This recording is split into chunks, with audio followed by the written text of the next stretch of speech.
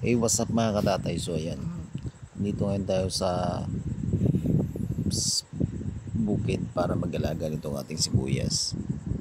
Kung mapansin nga ninyo, nagpapatubig kami. So kailangan mo tayo bumitiw ngayon sa pag-aalaga ng sibuyas dahil mahal ang presyohan. So ayan kami, kahit mainit. Tumutumba na itong sibuyas kasi may laman na, pansin ninyo, nagbibilog na siya. Pero syempre tuloy-tuloy pa rin ang ating pag-aalaga. So ito ang ginawa ko. Sa sobrang init, guminit muna ako dito sa may malapit sa kanal. Mayroong puno ng ipil-ipil. So tabi muna tayo dito ng bahagya.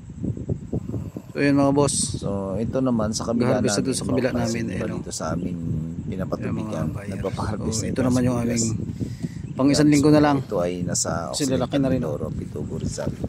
Ayan. Sa lahat ng mga nanonood. So ngayon, yan, pagkatapos natin magpalilim doon, so back to duty ulit. So bakit ba kailangang nakabungo tayo dyan ng ating mukha? Kasi nga sa sobrang init. Ayan.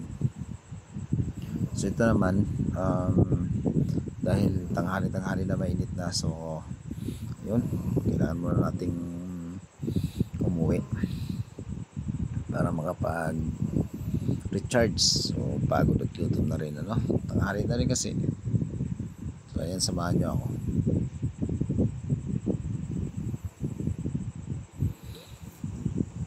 So ayan, hindi ko na nga na video nung bumalik kami rito sa may bukid. So eto na yung mga nag-harvest. Sabi ko nga, dahil hindi pa naman kami bumalik sa pagtatrabaho, eto, tinignan ko yung kanilang sibuyas kung gaano kalalaki. Ko yung mga nagbunot dyan, so dami din. So ngayon, kung nung tinanong natin sila, maglapit tayo dito sa mga nag-harvest na to, ayan. So hindi ako makapakali, kaya nilapitan ko.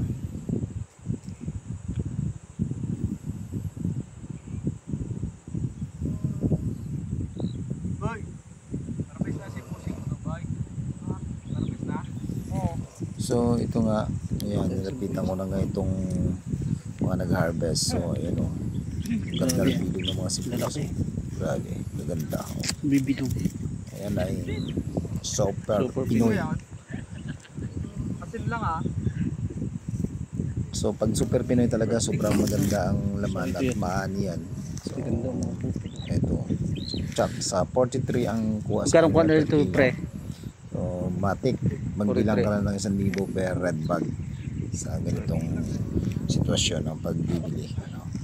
So ito, tingnan ko, talagang grabe, oh, yung mga nakaputol na dito. Ang gaganda na sibuyas, wala kang tulak kabigin. Lalo ang sibuyas dito sa Occidental Mindoro ay walang mga sakit, walang harabas, ano. Meron din siguro pero dalang.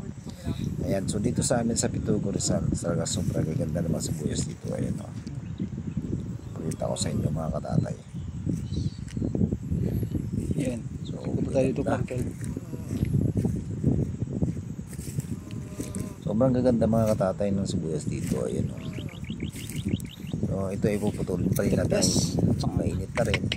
So ito na yung mga nakatumpok. So automatic na ang 4,000 dyan. Stag po ito isang red bag. I-con mo na, i-vlog mo na. Automatic niya ako dito. Ano Kel? Bilang na talaga 1,000 sa red bag. Automatic na. Kasi dito. May get pa nga, no? 43 oh. Interview mo natin sila kung magkakaroon. Mabilang mo rin, no? Oh, bilang mo na kagad. Nag-usap ko. Basta bawat tahi mo. Ang mukha nila. Ayun o, hindi mo na bubaka sa mukha ng isang parang Kaya sakto sa atin 50 yan. alam niyang Kantiin na pala doon. kasi nga alam niyang kikita. So ayun, Di Maricel? so ang dahil pa nagpupunta Di Maricel! sa kabila din. Hindi natin sila nilapitan. Eh ka dito, kita ka dito. Talaga naman. Ay, nako. Dahil zoom ko na lang. Ayun o. Doon na rin si Maricel sa Pangasinan. Magkano sa? Doon na rin si Maricel sa Daropa. So mabuti naman itong mga Kaya nakakabis na to. ikuha ko ito mamaya. Akala ko sa Pangasinan ka, dito ka naman na ngayon. Wala sila pag-anip. Tapos ane ka mo. Balik Wala ulit. sa mga Magkano dagan yan, Ken? sa kanila servisyo sa 30 na? sibuyas. Pwede. Ito super, Ano? super Pinoy to? Dahil talaga sa mga salubo Ano ba yung farmers sa'yo? natin. Super din yun? Magpuputol mababa silang ng dos. dito. Ah, super. Sibuyas, ano. Kaysa sa Ayan. Redalium. So, Redalyom. kailangan pag Ito nasa sabi niya bukid kanina. ka ganito, Ang kuha namin sa... pwedeng patamad-tamad yan, no?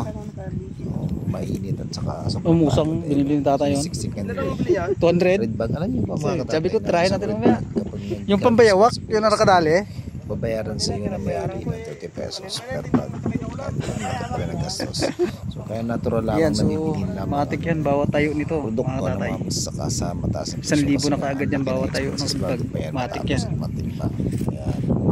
Ito. So again, so sa lahat ng masukit kitatay natin, kung umabot ka man sa video ito, sana i-subscribe mo ako sa aking YouTube at i-follow mo ako sa aking Facebook, ang Katatay Vlog ng Mindoro at Katatay ng Mindoro. Ayan, so sa ating YouTube, Katatay Vlog ng Mindoro, Katatay ng Mindoro at Katatay ng Mindoro din natin Facebook at Jerry Damas Castor sa ating official account Facebook. Ayan. So, what's up mga At katatay? ito So, na nga, bakit balik nga ba video na kami. So, tayo? una So, naman ito ako yung dito sa gilid. protection natin. Kahit si tatay sa naman init muna lalo. nag-abono Mainit ang doon. panahon. Doon nyo naman dito sa bukid mga katatay. So ayun, kung hindi ka magpo-protect ng ganito Sa lugo. sa lakas Iiwasan ng pa, init, katatay. So, estado ka sa maghapon. Ano ba yung ginagawa Wala namin sa guys akin. sa bukid?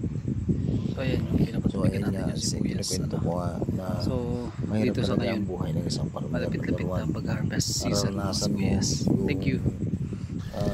Init, pagod at sakripisyo sa sibuyas. So pagkatapos namin magpapatubig mga katatay, ito na yung ating sibuyas. Okay. So by pilapil-apil titignan natin yung ating mga sibuyas. Ano yung lapat nyo? Ang ganda, di ba mga katatay? So sa mga buyer natin dyan, pumunta na kayo dito sa San Jose Occidental Mindoro at sa Danupa Rizal.